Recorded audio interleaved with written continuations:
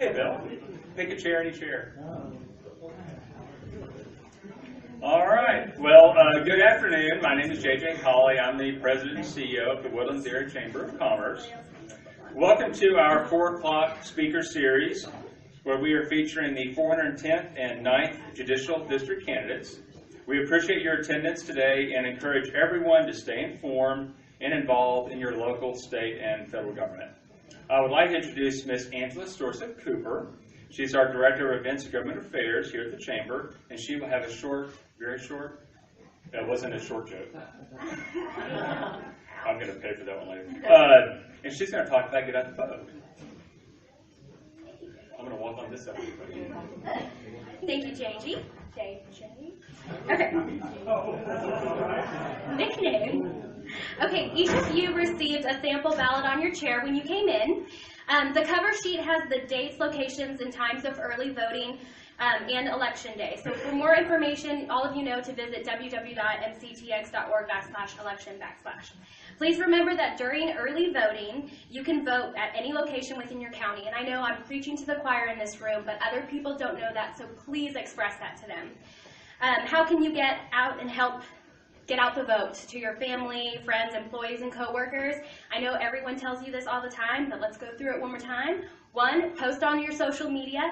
Just post something in the morning. Don't forget to get out and vote today. Text your friends each morning during early voting. They should hate you by the end of the week because you're like, hey, don't forget to vote today, or hey, did you vote today? Make them feel guilty. During your coffee break at lunch, grab 2 or 3 of your coworkers to swing by the polls to vote on your way back to the office. 4, take a voting selfie and share it with the world. And 5, this is very important, number 5, wear that I voted sticker with pride and join us for a drink at our Party from the Polls event on Wednesday, May 18th. When's that? This is going to be from 5 to 7 at the Refuge Bar and Bistro, and your I voted sticker is your ticket in, and you may get a free drink with that. I don't know if that's legal, so don't ask me questions. All right. So anyway, May 18th, Party at the Polls, 5 to 7, the Refuge Bar and Bistro. Thank you for your time, and I would like to now introduce our team leader for the Business Advocacy Council, Ms. Linda Nelson.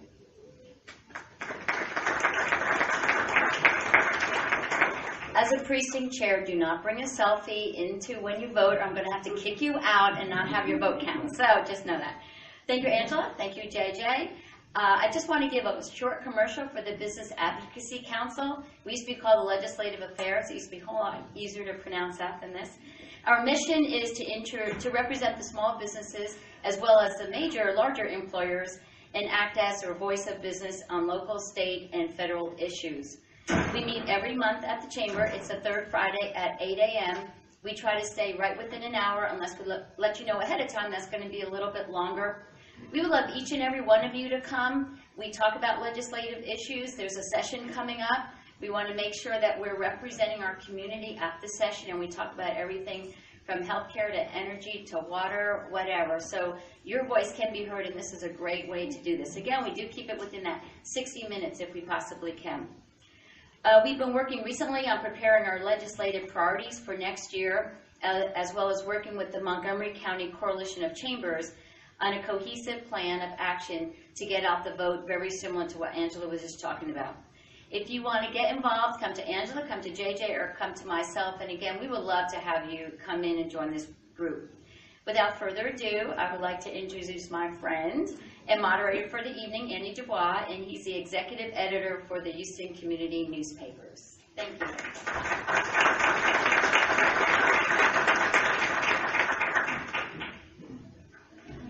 Thank you, Linda.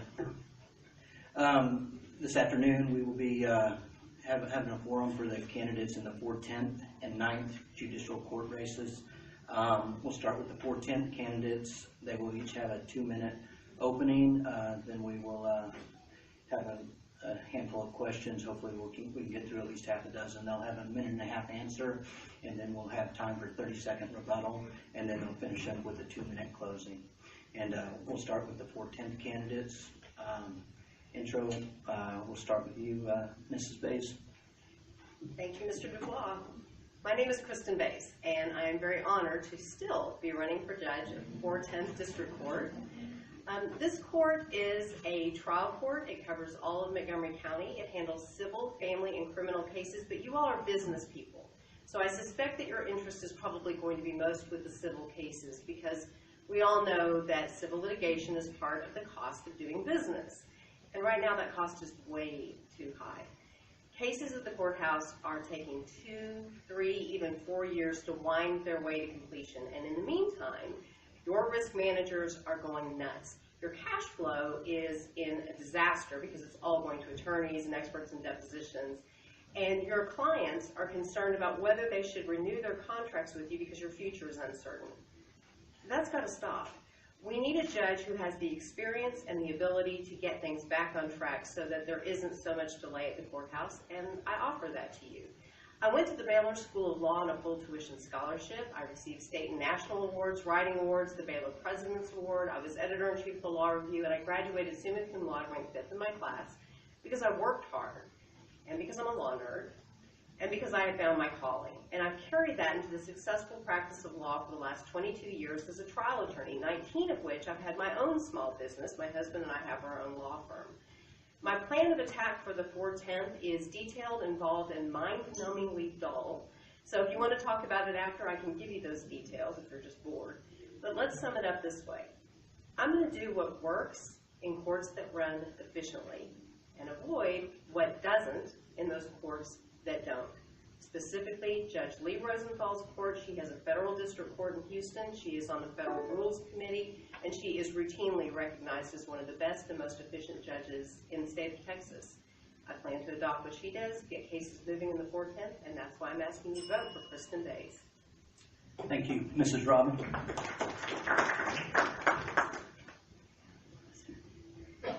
Can you hear me? Good afternoon. I'm Jennifer James Robin, and I'm just going to get straight to it. There's not a lot of time, so I'm going to tell you the 3 main reasons why I believe I'm the best candidate in this race and why I'm deserving of your vote. First of all, I'm the only board-certified candidate in this race. I've been board-certified by the Texas Board of Legal Specialization for 9 years. We are the only attorneys who are allowed to call ourselves experts or specialists in a given field of law, and only 7% of all the attorneys in the state of Texas have a board certification, and I'm part of that group. I bring that knowledge to the 410th District Court, but I think it's reflective of my commitment to my profession and also my work ethic to go that extra mile and to earn that certification. Secondly, I'm the only candidate in this race that has judicial experience. Currently, I'm serving as your associate judge of the 418th District Court here in Montgomery County. I've been in that position for 5.5 years. I've been presiding over jury and bench trials day in and day out, and I've never been reversed on appeal. That should tell you that I follow the law as written and that I don't legislate from the bench. Finally, my third reason is because of the endorsements that I've received in this race. When a community leader puts their neck out on the line and risk their reputation for you to endorse you, it should mean something that when someone puts themselves in that position. And I have earned the endorsements of just about every public official here in Montgomery County, including your sheriff, your district attorney, Constable Ryan Gable. I have the support of James Nowak, the endorsement of Representative Keogh. Many PACs also are endorsing me, as well as Gordy Bunch. And that's throwing me off. Anyway, I'm Jennifer James Robin, and I'm asking for your vote. Thank you. Thank you. Mrs. Robin, first question, we'll start with you. The 410th, as stated, currently handles felony cases, civil cases, and family cases. However, the Office of Court Administration plans on recommending that it focus solely on civil and family cases. Should this court be specialized? If so, in what area and why? If not, how would you prioritize criminal and civil cases? So first of all, and it's hard to answer this in a minute and a half, but first of all, we are going on, the county hires a court administrator who goes through and analyzes the numbers, and he makes recommendations to the Board of Judges, but it's up to the Board of Judges to make a decision on how to allocate cases to the various courts. All of our courts in Montgomery County are specialized except for the 410th. There's a reason for that. Specialization equals efficiency, and part of that can be seen in that every county our size or larger in the state of Texas have specialized courts. And so what would happen is after the election is over, no one wants to give data right now because nobody wants to be have their feet under the fire, but when the data comes out after the election, that'll be analyzed and recommendations will be made to the board. Whatever is best for this county is what I would be voting for. Historically, it's been a vote for it to be general, civil, and family. I don't think those numbers are going to change, specifically because we now have 4 dedicated felony courts. 2 of them have not been very operational, and so when we get, and they're about to be replaced with some good judges. In fact, we already have one of them already in place, and that's Patty McGinnis. And so those courts are going to start working, and that's really what the biggest difference. That's the biggest difference that's going to be made in our county. So we're going to have some hardworking judges. So whatever is recommended is what my vote's going to be, and I right now believe it's going to lend itself to general, civil, and family. Thank you. Mrs. Bays?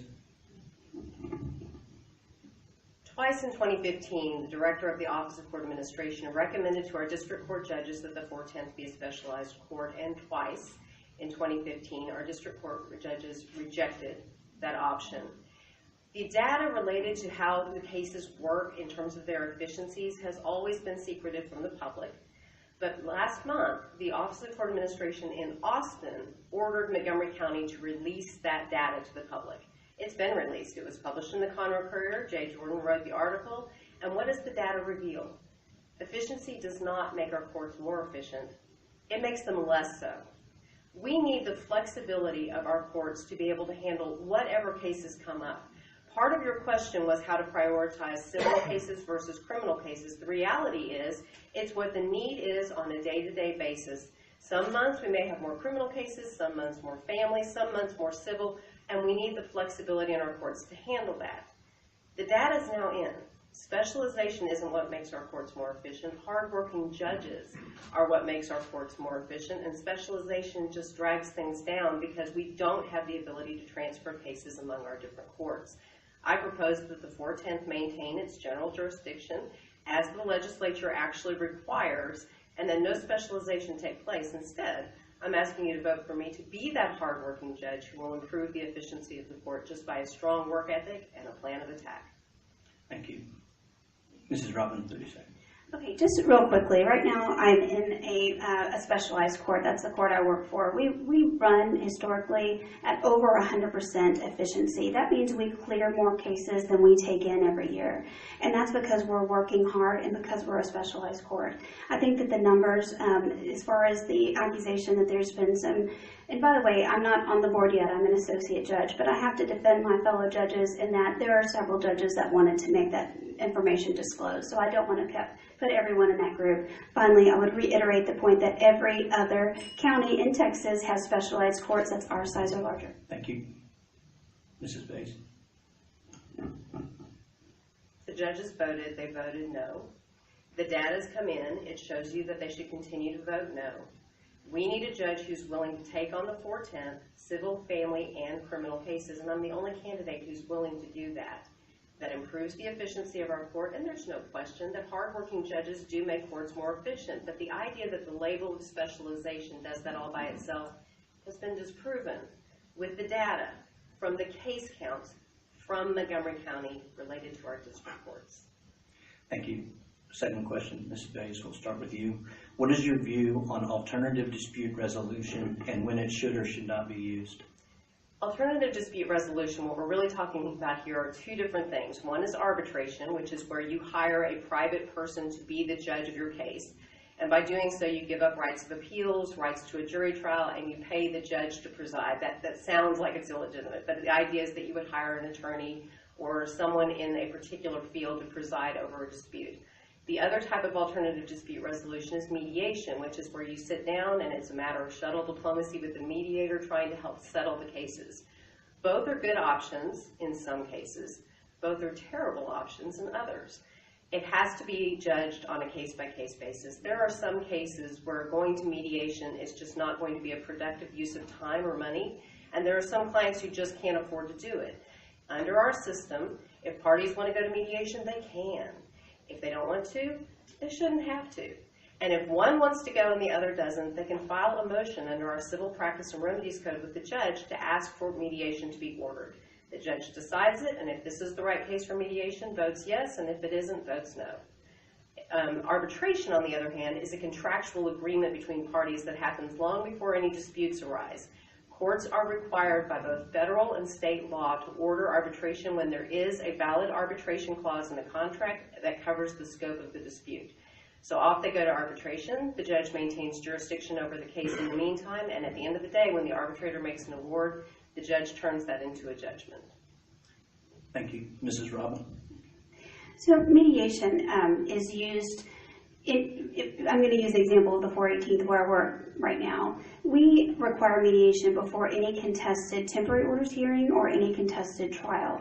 I have the benefit of having served in several different roles, legal roles in my life. I've been an amicus attorney, I've been an ad litem, I've been a litigator, I've been a mediator. In fact, I've mediated, I would go on thousands of cases because I mediated a lot before my appointment. And I've been a judge. And I will tell you that many times I had people say, oh, this case isn't going to settle. There's no way this case is going to settle. And then when you bring them together and you have them in different rooms and negotiations are going forward, it keeps the litigation, it keeps the outcome and the ownership of the outcome in the hands of the litigants as opposed to rolling the dice in the courtroom. So it's a very important part, I believe, of the administration of the rules in a courtroom.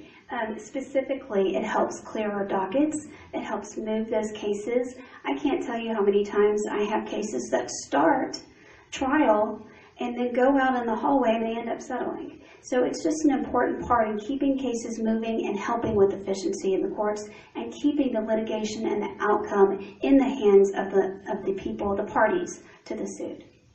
Thank you. Do you want 30 seconds? I don't. Okay, we'll move on. All right, next question. Mrs. Robin, what plans do you have for the docket as well as any administrative changes to ensure family and civil cases as well as possibly criminal cases are handled in an efficient and cost-effective manner? So this is something that I have to say that I will be, part of it will depend on what the Board of Judges does after the election. They're all waiting for the election to end before this vote happens. So I don't know if I'm going to have felony cases in that court. I am telling you now, I'm ready to handle anything that comes into that courtroom. I'm ready. I've been preparing for this for 5.5 years. I've been a judge for 5.5 years, and I'm ready to do that. As far as the allocation of a docket, I can tell you my concentration's been on this campaign right now, and not necessarily. Once I win it, I think I'm going to have a little bit more time to spend on this strategy. But I will tell you this, some of the things that I would do, there's no reason why criminal cases need to be going, for instance, sexual predator cases need to be going on at the same time that a family adoption is going on. We're going to have to split up certain dockets. So family law dockets and perhaps some general civil maybe on certain days, criminal on others. I will tell you that right now there's an inefficiency that exists in the 410th. It only receives about 11% of the incoming felony cases, a little drop in the bucket compared to what all comes into Montgomery County. And the DA has to staff a whole staff to that court, even though it only hears a smidgen of the cases and only hears criminal trials 1 week out of the month. So we have a whole force dedicated to a 1 week system. It doesn't make a lot of sense. Thank you. Mrs. Bays? I think I did warn you about mind-numbingly boring. So here are the administrative changes. We're going to start with one that might actually have some interest, and that is I plan to come to work. I am a workaholic. I was in law school. I am in my practice. That's just sort of the nature of me, and it's not going to change if I'm elected to this bench. And that, by itself, will improve the efficiencies of the court to have a judge who is willing to come early, stay late, work every day of the week, etc., etc. We're going to have dockets every day of the week. And granted, we should not have the sexual predators in the courtroom at the same time that we have small children being adopted. There's no question about that. But that doesn't mean that we can't have daily dockets related to all the cases the 410th handles. My concept is that we'll have multiple trials during a week where possible, at least one trial each week, and we will have those dockets in the mornings and around lunchtime so that we are handling cases and keeping everything moving forward. Judge Rosenthal's stuff. She has a whole litany of procedures that are designed to handle independent parts of a case to move it forward. And one example is this. When there is a dispute about whether someone's entitled to documents or other discovery in a civil case, the party who is at issue writes a letter to her coordinator and says, here's the problem we're having, and they have a telephone conference. No lengthy drafting motions and responses and coming for a hearing. It's handled with a conference call. It moves cases faster. Those are the things that I plan to do for the 410th, and it's just a matter of working hard each and every day. Thank you. Mrs. Robin, do you want 30 seconds? I would concur as far as the idea that we need somebody going in and working in this court, and that is the reason why I chose to run against a 20-year incumbent initially. That took a lot of courage to do that. As an associate judge, he's no longer in this race. But I will say this. There is a difference between the way that the criminal cases and the general civil cases, the time constraints and requirements are than in family law cases. And there are 3-hour temporary orders hearings that we hear every single day, and it's not easy to just say, I'm going to have these dockets and we're going to be done with it. Thank you. Mrs. Bays. Can be done. It actually happens in federal courts. They don't handle family cases. They do handle civil and criminal, and it works. And it's tried, and it's tested, and it's true, and the empirical data shows that it works. There is no reason why it works down in Houston but can't work here in Montgomery County.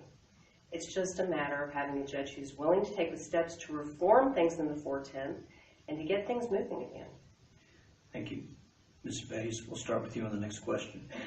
Do you believe the Texas Civil Code adequately protects the public from lawsuit abuse in terms of jury awards, as well as eminent domain cases of property sought by governmental entities? Really, we've got two different issues there. So let's start with protecting the public from, frivolous lawsuits is really what we're after. The Civil Practice and Remedies Code provides a whole litany of remedies related to any kind of frivolous lawsuit. Likewise, the Rules of Civil Procedure do the same, especially Rule 215, which has multiple subsections about the different remedies that can be imposed when there are abuses. So, does it work? Only if the judges impose them.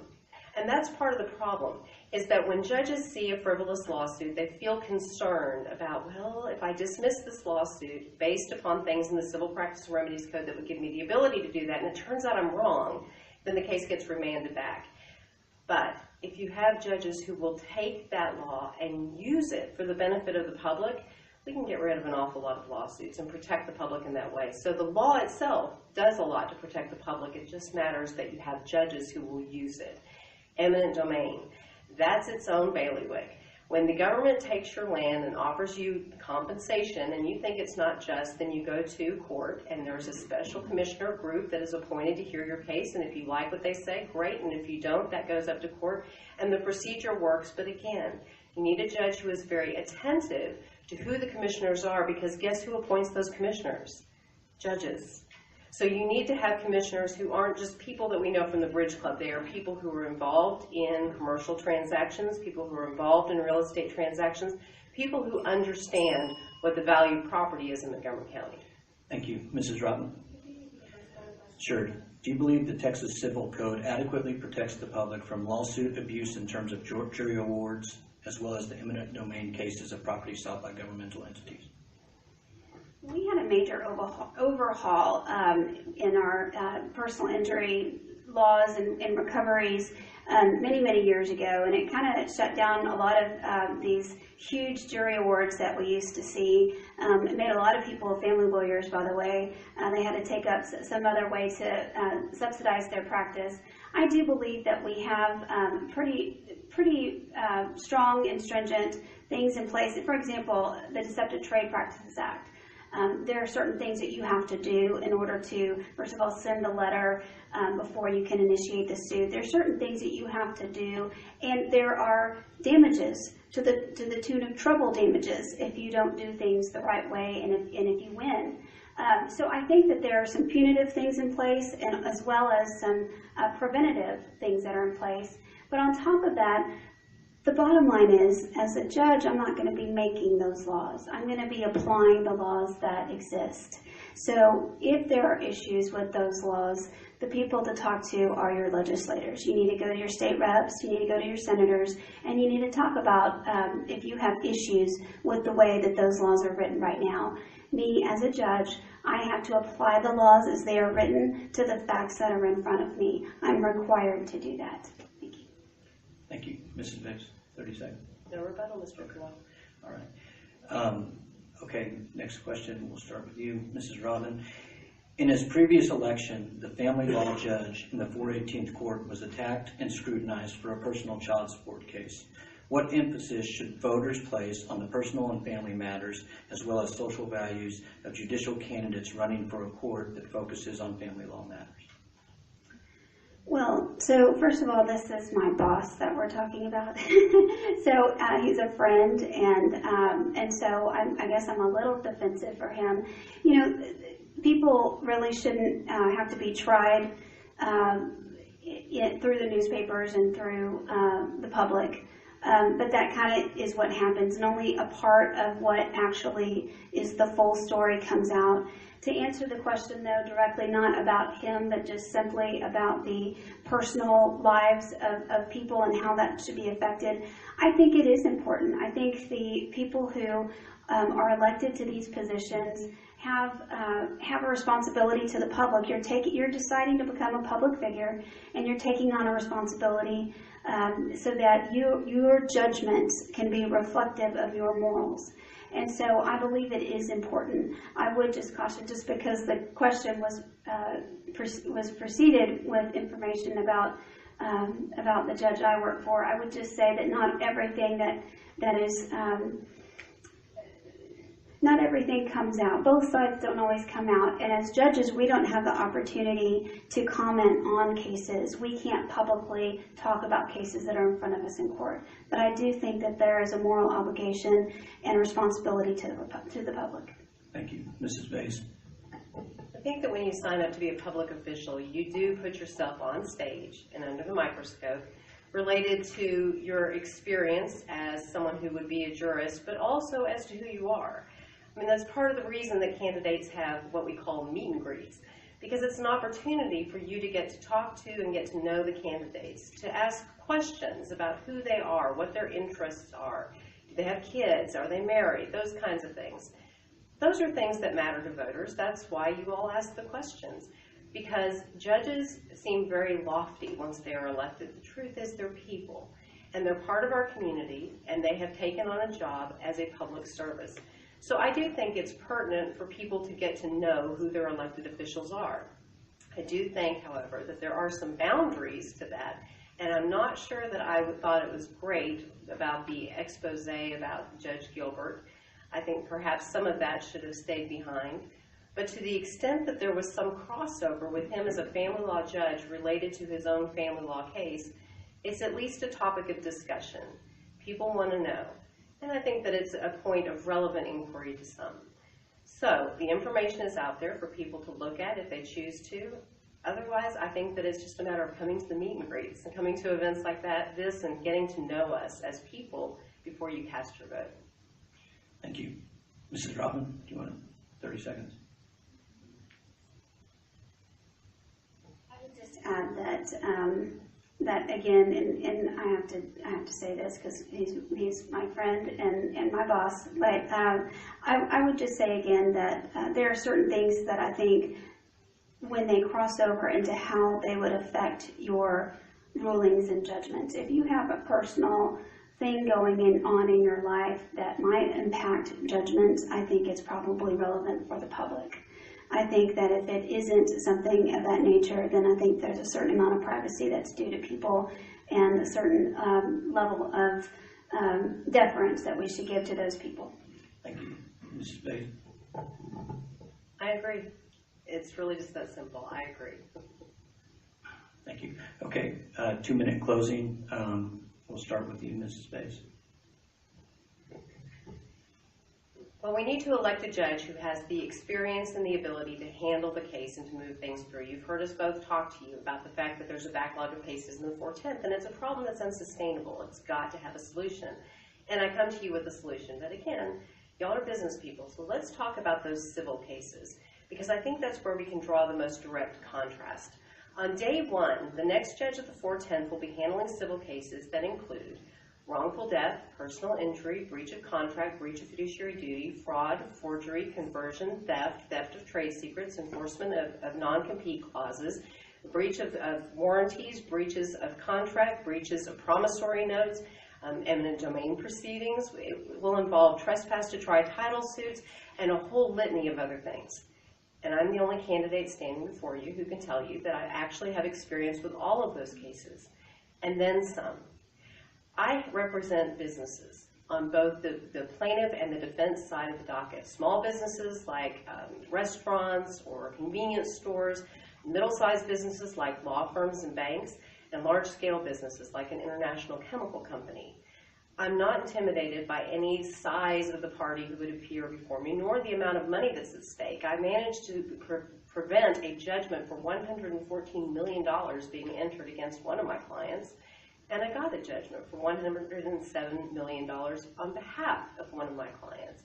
If someone comes into the court suing Mazda Corporation for a product defect for tens of millions of dollars, or sues an engineering firm for a defect in the design that cost hundreds of millions of dollars to an ethylene plant, I'm not intimidated. I've handled those. I am ready to hit the ground running with this court, to handle all of its docket, not pick and choose what I want to hear, but handle all of its docket.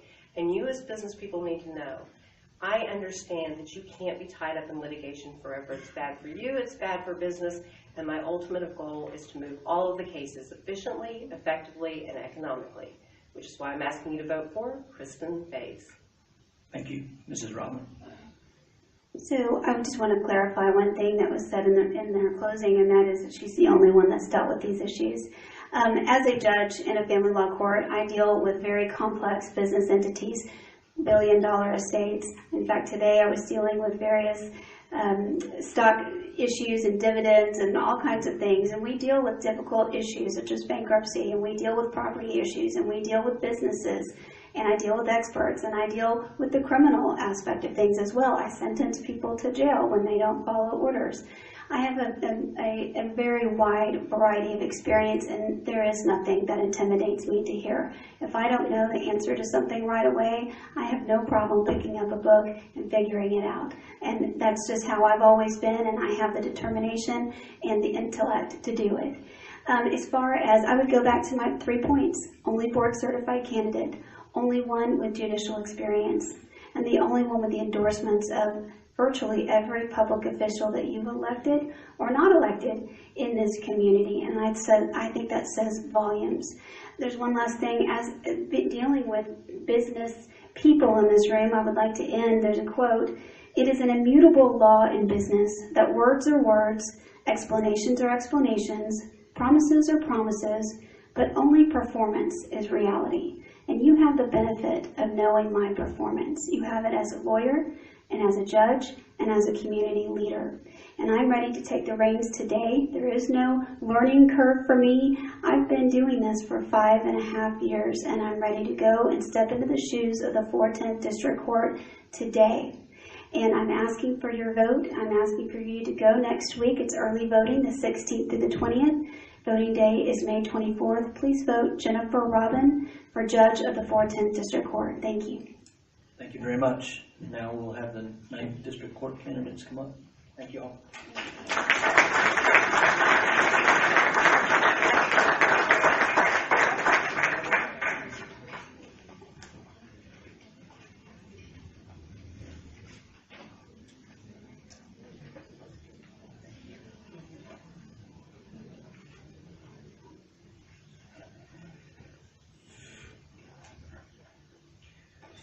Okay, 2-minute opening. We'll start with you, Mrs. Bihm.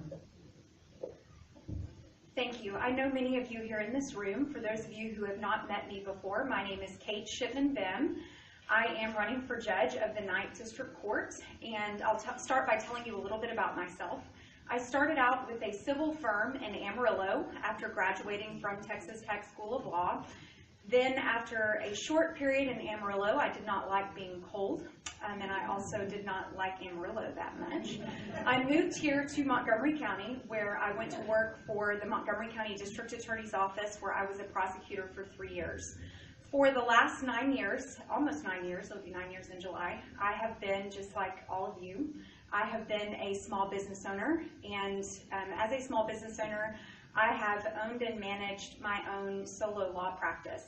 During that time period, I have represented clients in civil and family court, but mostly in criminal courts. Throughout my time in private practice and as a prosecutor, I have represented clients in 14 counties in the state of Texas, in all levels of the criminal justice system, from traffic tickets all the way up to murder, sexual assault, aggravated robbery, the worst of the worst.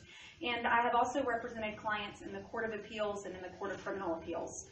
During that time period, I have been recognized for my experience and for excellence in the field of criminal law. In 2013, 2014, and now in 2015, I was named to Houstonia Magazine's list of top criminal lawyers in the Houston area. In 2015 and 2016, H Texas Magazine named me to that list as well. I was the 2014 Montgomery County Criminal Defense Lawyers Association Appellate Attorney of the Year, and I also teach continuing legal education seminars all over the state of Texas. I'm asking for your vote, not just because of my experience and because of the recognition that I've received, but because I am the right person for the job. We are conservative, law-abiding, and compassionate people here in Montgomery County, and I will bring that sensibility to the bench. Thank you. Mr. Grant. Well, good afternoon, ladies and gentlemen. My name is Phil Grant. I'm currently your first assistant district attorney here in Montgomery County, Texas. And I have one of those jobs where people really don't want to know you. Because if you know me, you're one of two people. You're a criminal or you're a victim of a crime.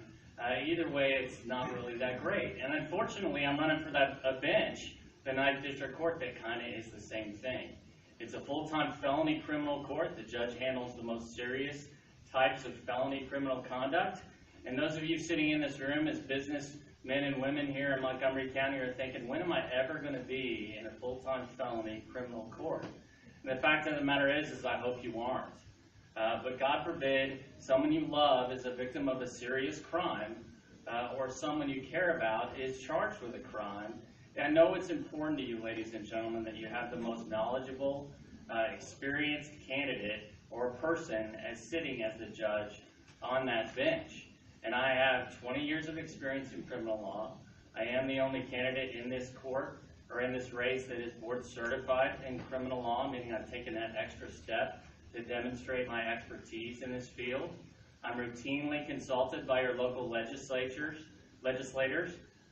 Mark Keogh, all the folks here in the Woodlands, and I'm endorsed by all your local law enforcement officials and your local law enforcement groups, and I think that should tell you something.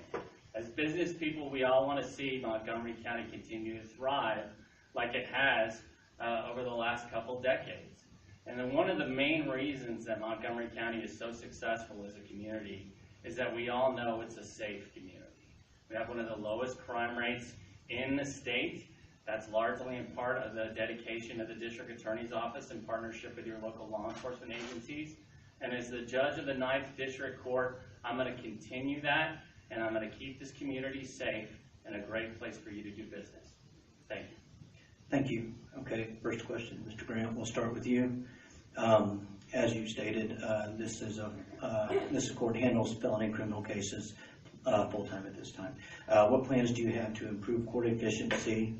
Is it the court's responsibility to ensure that criminal cases are heard in a timely manner in order to alleviate potential jail overcrowding? If so, what are your solutions as judge? Well, I think jail overcrowding is a legitimate issue, but I think the more important issue is the personal cost that takes place when cases aren't resolved in a quick fashion. Currently, the 9th District Court has 18 people in jail who have been in jail for over a year, one of them for over 400 days. and only 4 of those cases are currently on a trial docket with a date where they're expected to be resolved. So think about that. You've got 18 people that have been in jail and have not had their day in court. And one of 2 things is going on. Either they're guilty and they need to be sent off to TDC or the state jail so that you, the local taxpayer, aren't paying the cost of their room and board, or 2, they're not guilty and they need to be back out there working in this community with their families, with their loved ones, earning taxpayer taxes, earning wages and paying taxes. So either way you look at it, that number is unacceptable. It is the highest percentage of people in the jail are in the 9th District Court because the 9th is so backed up. The 221st has people in jail that half that long. They don't have but 2 or 3 people in jail that have been in jail over a year. And the 9th District Court has 18. That's ridiculous. The personal cost alone is a reason we need to be more efficient. I have a plan to do that. The number 1 plan is to show up every day, have dockets every day, and work hard, which is certainly not what's going on in the 9th District Court today. Thank you. Mrs. Bihm? Would you please repeat that question? It has Sure. a couple of parts. Yep. What plans do you have to improve court efficiency? Is it the court's responsibility to ensure that criminal cases are heard in a timely manner in order to alleviate potential jail overcrowding? If so, what are your solutions as judge? It is the court's responsibility to ensure that cases are heard in a timely manner. Part of the judicial oath is to defend our Constitution, and the right to a speedy trial is part of that Constitution. Cases languish on the trial docket not just because the defendant doesn't make a choice or doesn't want to plead guilty. Sometimes cases languish on the trial docket because state agencies aren't doing their job. I mean, how many of us have waited in line at the DMV? I can assure you that the line is no shorter for DNA testing or for blood alcohol testing for people who are charged with DWI. And sometimes judges hold individuals accountable, and sometimes they have to hold government agencies accountable and say, in order for our Constitution, in order for this defendant to have his right to a speedy trial, so that you, the taxpayers of Montgomery County, are not paying for him to sit in our jail while he awaits trial, I'm going to hold that government agency accountable to produce evidence in a timely manner such that that defendant's right to a speedy trial is properly observed. I'm going to improve efficiency in the court in a variety of ways, not the least of which is by showing up to work every day.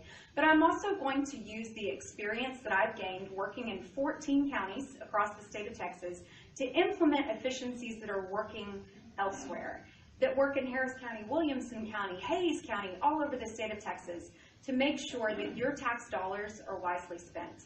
As a candidate, I have contributors.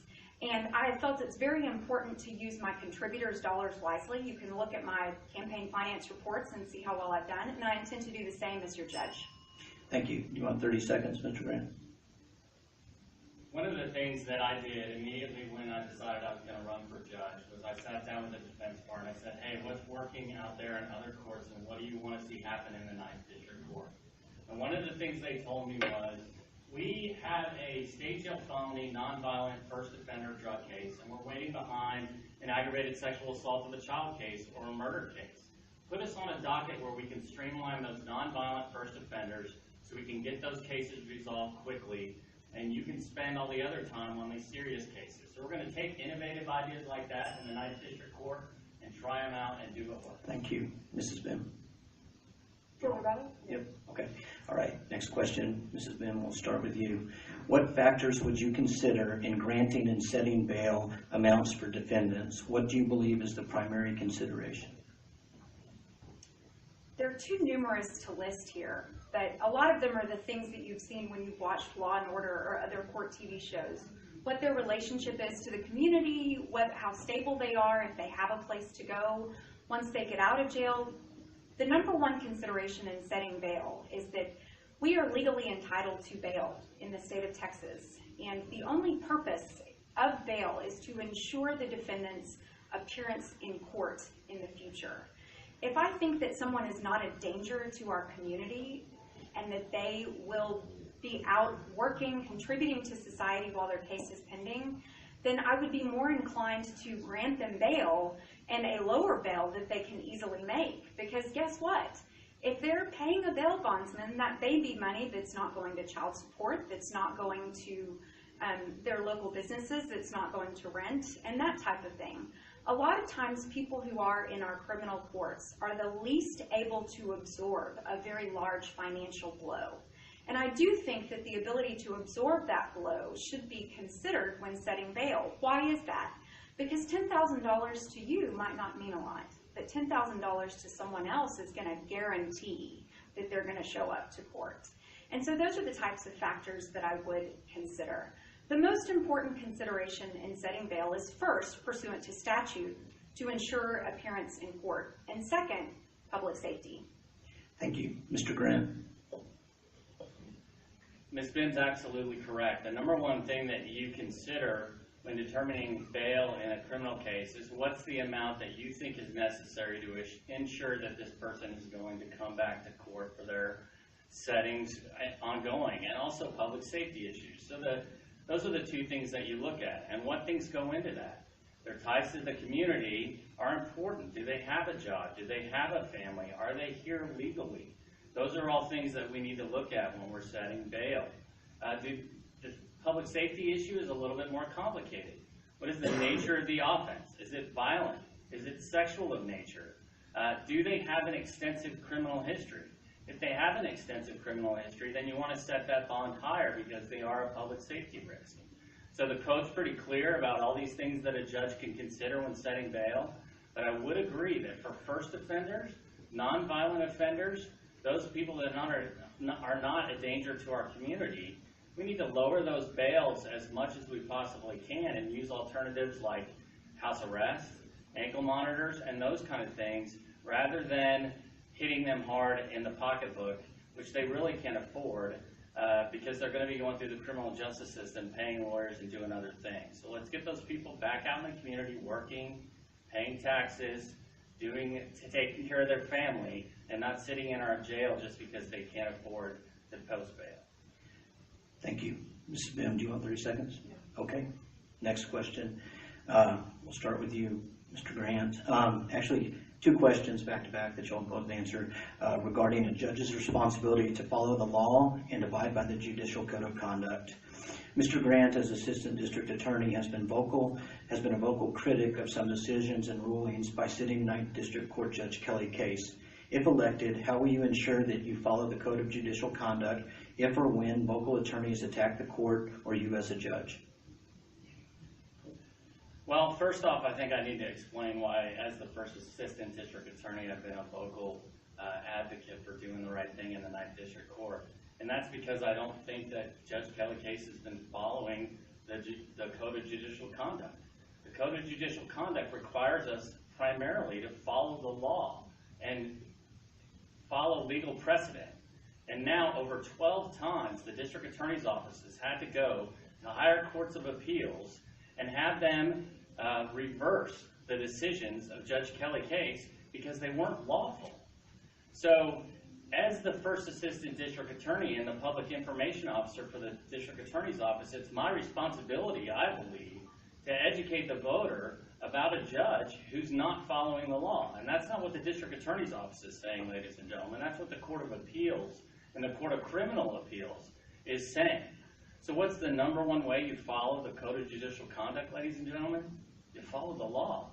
And if you follow the law, nobody can complain about anything. We've got 3 other courts that handle full-time felony criminal conduct. When was the last time the District Attorney's Office stood up and said anything bad about either of those 3 judges? You want to know why?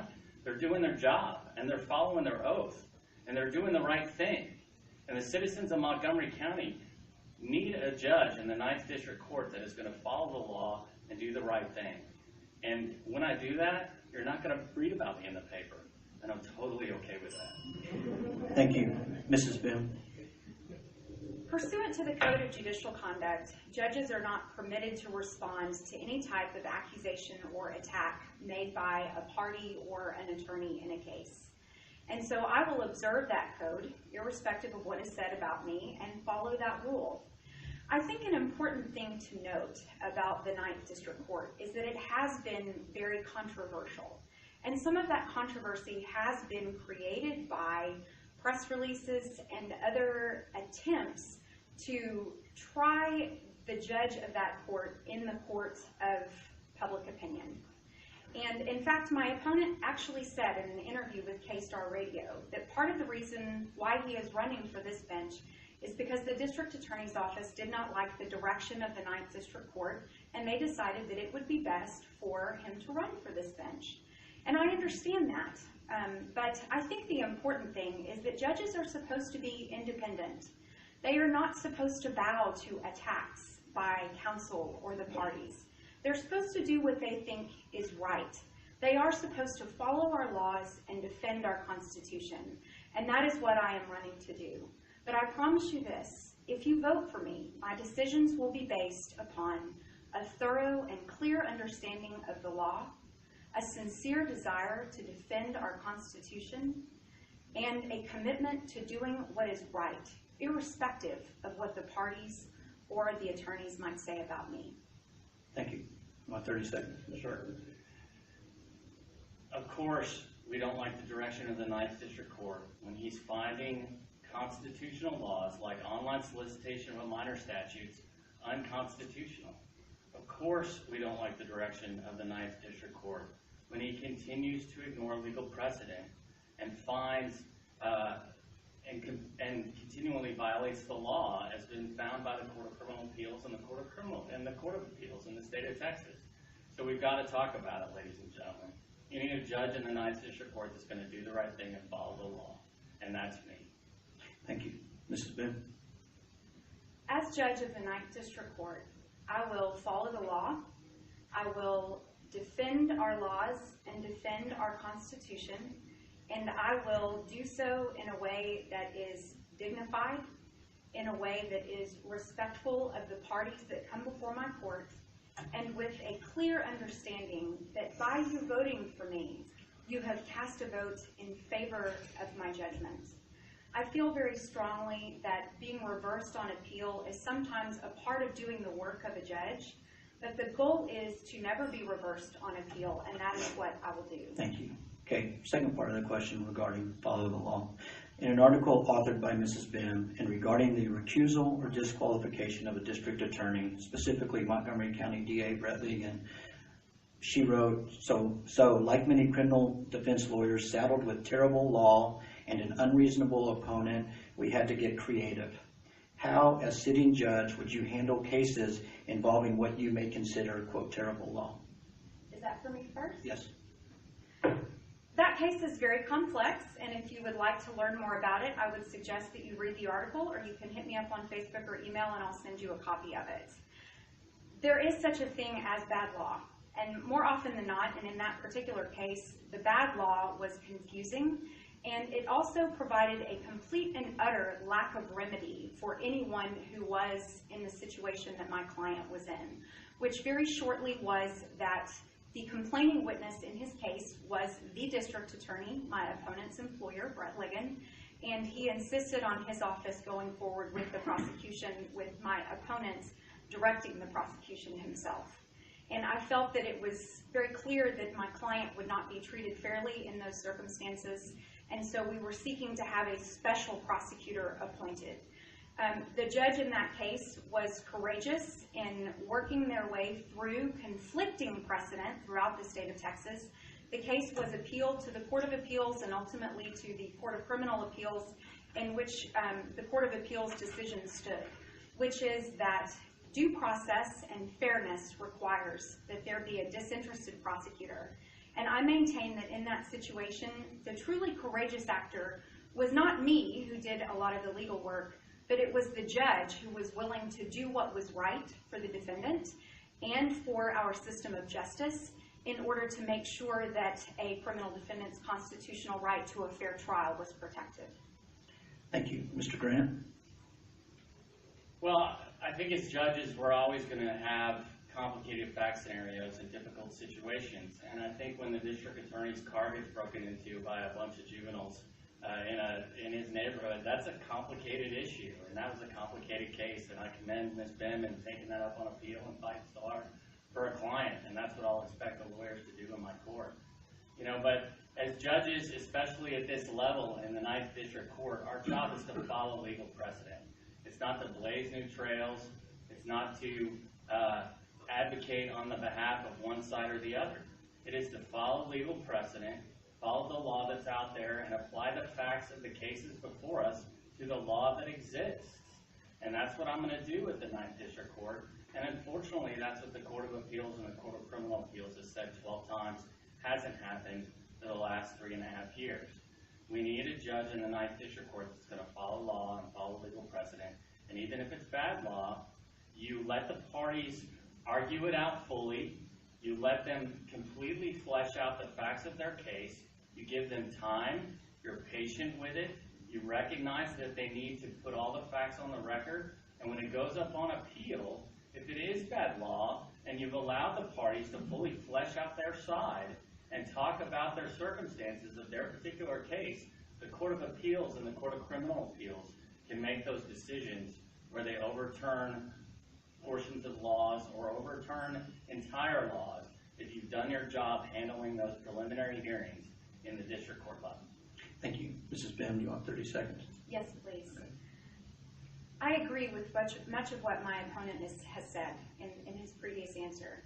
So the question before you today is, which one of us do you believe will be more fair and impartial in hearing those arguments and in making those decisions?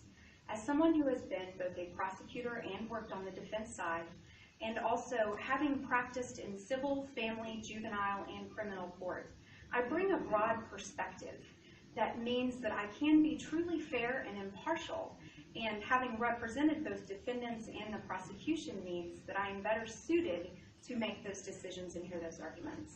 Thank you. Mr. Grant, next question. We'll start with you. Do you believe that all defendants have adequate access to legal help and financial support through the Indigent Defense Program to ensure they are adequately represented? What changes, if any, would you make to the program?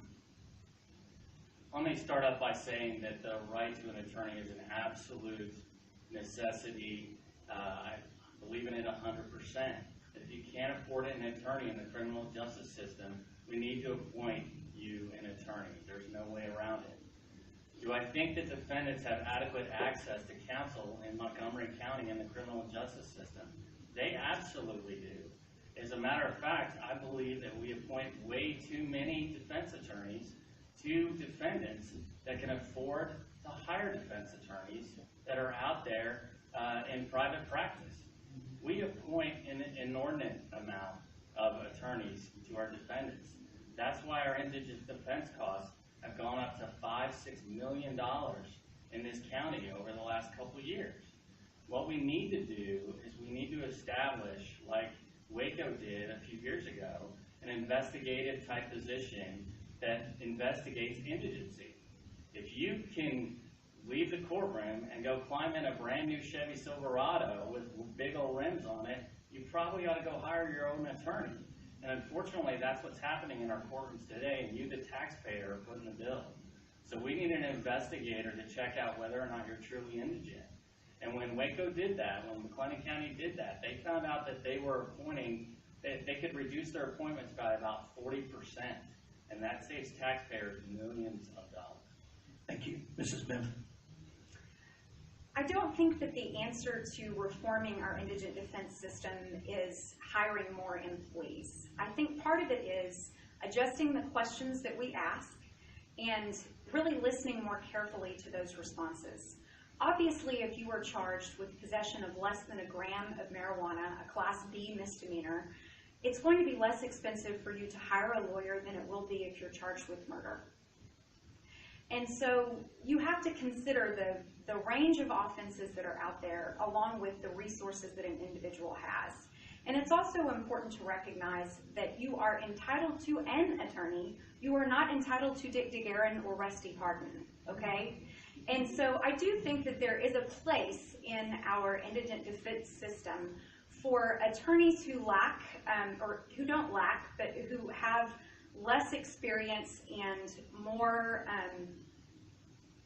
of a desire to build their business, to have greater access to the ability to receive certain types of court appointments. But obviously, people who are charged with the most serious levels of crimes are going to need attorneys of the highest levels of experience and expertise. That being said, the greatest I'm trying to think of the right word. The greatest problem that we have in our indigent defense system is that indigent defendants do not have access to the expert witnesses that they need in order to assist their counsel with their defense. And the code says that we have to provide the same access that the state receives. At least that's what public defender's offices require. And as judge, that is something that I would consider. Thank you. Mr. Grant, you want 30 seconds? Well, currently what we're doing is we're asking defendants a series of questions and saying, hey, basically, can you afford an attorney? And whatever they say goes. I think we all in this room know that before we get a car, before we get a mortgage for our home, what do we have to do? They run our credit report at least, right? They check out what our assets are. And we should at least be doing that very basic check of our defendants before we appoint them an attorney. So let's save a couple millions of dollars on people that can afford to hire their own attorney, and let's spend it on those experts you talked about. Thank you. Mrs. Bihm? I would just say very simply, I have represented court-appointed clients who walked out of my office and got into a Land Rover, and it infuriated me because I don't drive a Land Rover, and I'm working at a cut rate to represent them. At the same time, that's the exception to the rule. Most of the people who need court-appointed counsel, truly need it, are the ones who are getting it. And I do think that there is a remedy built within the system when there are abuses. So, Thank you. Okay, Mrs. Bihm, we'll start with you on this last question, then closing. What criteria would you use for deciding whether to impose or affirm sentences outside of standard ranges? What are the issues regarding alternative sentences for nonviolent offenders? And would you favor or oppose a system in which all sentencing decisions were routinely reported in the local newspapers, indexed by the name of the judge? there are so many questions there. I'll have 1 minute and 30 seconds. Go. I will just start by saying that I'm going to sentence within the range of punishment because I don't want to be reversed on appeal. And if you go outside the range of punishment in the state of Texas, you will be reversed on appeal. It's not like the federal system where we have guidelines, that it's this complex system where you decide exactly what the sentence should be. For instance, a first-degree felony in the state of Texas is punishable by a fine of up to $10,000 and between 5 years and 99 years in the penitentiary. I would imagine that somewhere in that 90, or life, and somewhere in there I can find something that makes me feel comfortable in either rehabilitating or punishing the defendant appropriately. As for reporting sentences in the newspaper indexed by judge, I just think that you'd have to have a really thick newspaper because there would need to be enough facts that were attached to each reporting that would bring the public a clear understanding of why the court felt that that sentence was appropriate. Because there's a reason why we have that range of punishment, and there's a reason why, believe it or not, you can get deferred adjudication or probation on murder. Sometimes it may be appropriate, and everybody's going, no. But I can assure you that there are circumstances in which that might be appropriate, which is why our legislature considered it. So following the law is, of course, what I will do, but in every single case, I will consider the full range of punishment, and I will give both sides an opportunity to be heard about why that full range of punishment might be appropriate. Thank you. Mr. Grant? Let me start with the easy answer first. Publishing sentences in the paper, of course I believe in open government. If that's what the newspaper wants to spend their print money on, then go for it. I'll make my records available to you. But I agree with Ms. Bihm. Often you're going to be lacking some information in those circumstances if you just go with the black and white sentences, because every case is unique. Every case is unique. Sentencing people outside the range of punishment, you can't do it, so no, I'm not going to do it. And alternative punishments, one of the things that I'm really passionate about and have had the opportunity to work as your first assistant district attorney in is our specialty courts. And those are courts that handle drug court or DWI court. Veterans court is one I'm very passionate about as the son of a Marine Corps officer.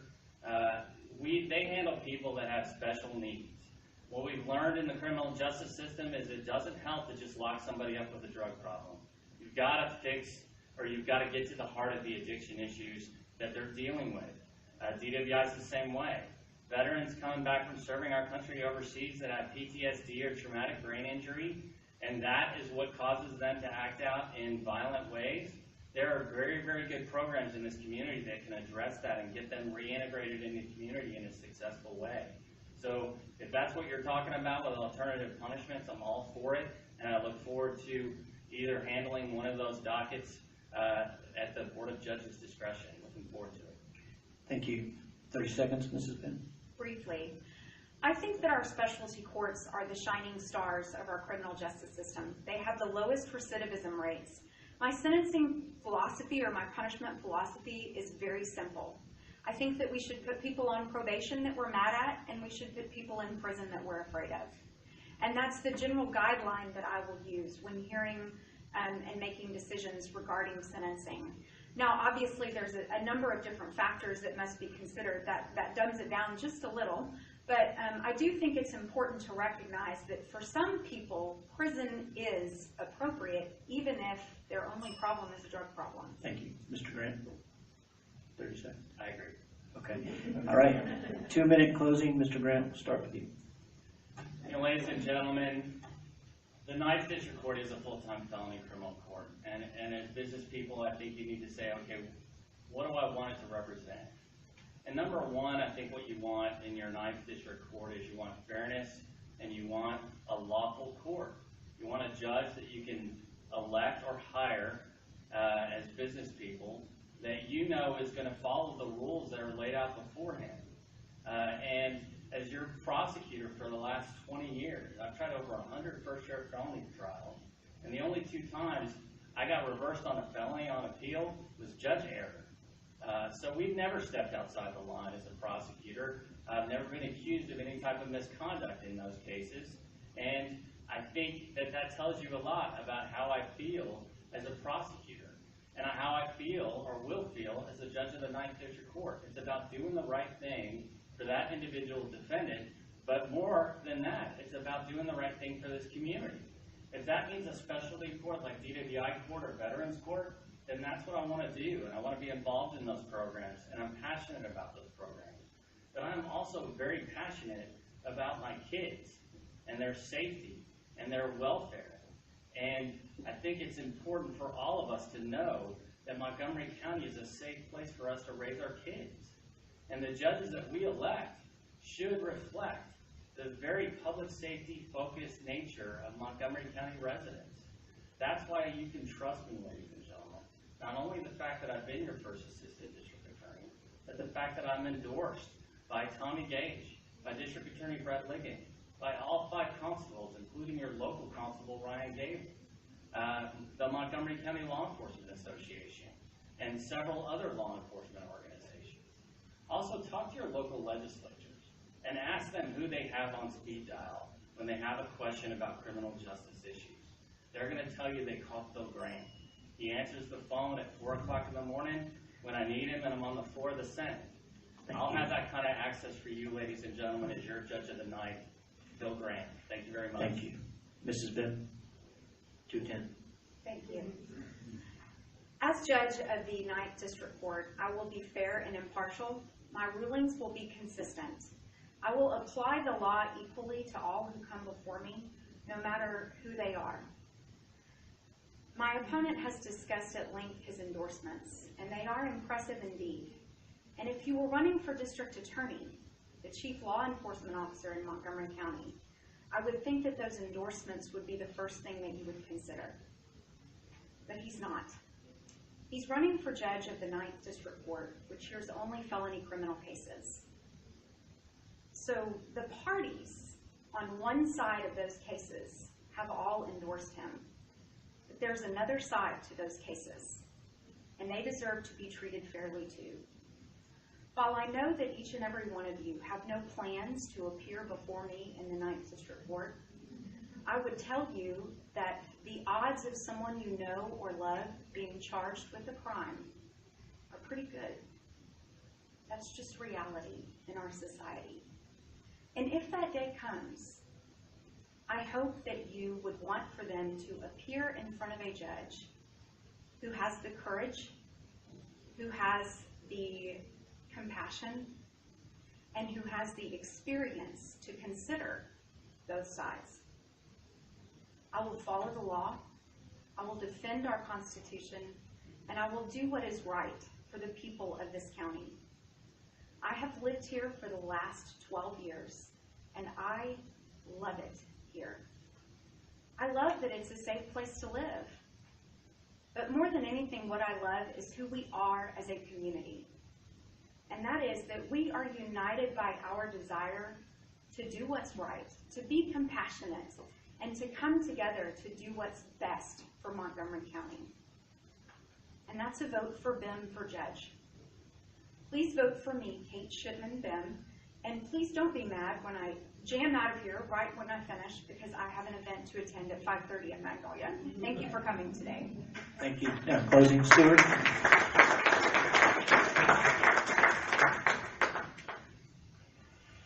Okay, I get to say a couple words to conclude this. I'm Stuart Lapp. I'm Vice President of the Chamber in charge of Government Affairs. And Angela, thank you very much for putting this together. And Linda, thank you for your efforts to make this happen. One of the things that we are trying to do is encourage the business community, which you people represent, to get involved in elections like this. And I want to thank the candidates for being here. You guys have a thankless job, and you're running to be elected for a thankless job. So thank you very much for doing that. You know, what these people are doing is putting themselves out in front of us and asking us to examine their lives and look under the rocks and find out all the things that we can about them, and then sit up and be in judgment of people. And it's a hard thing to do. So what we can do, all of us in this room, when our neighbors, when our coworkers, when our employees come to us and say, hey, there's an election coming up, who do you think I should vote for? Encourage them to go to the websites, learn about these candidates, stay after and talk to these people, except for Kate, who can't stay, and Judge Robin, who had to run out. But really, they're real people. They have real ideas, and they really want to help our community. So I want to thank you guys for coming today. I want to thank all of you for coming and being part of this 4 o'clock speaker series. And I want to invite you to stay after and join us for business after hours out here in the lobby. There's going to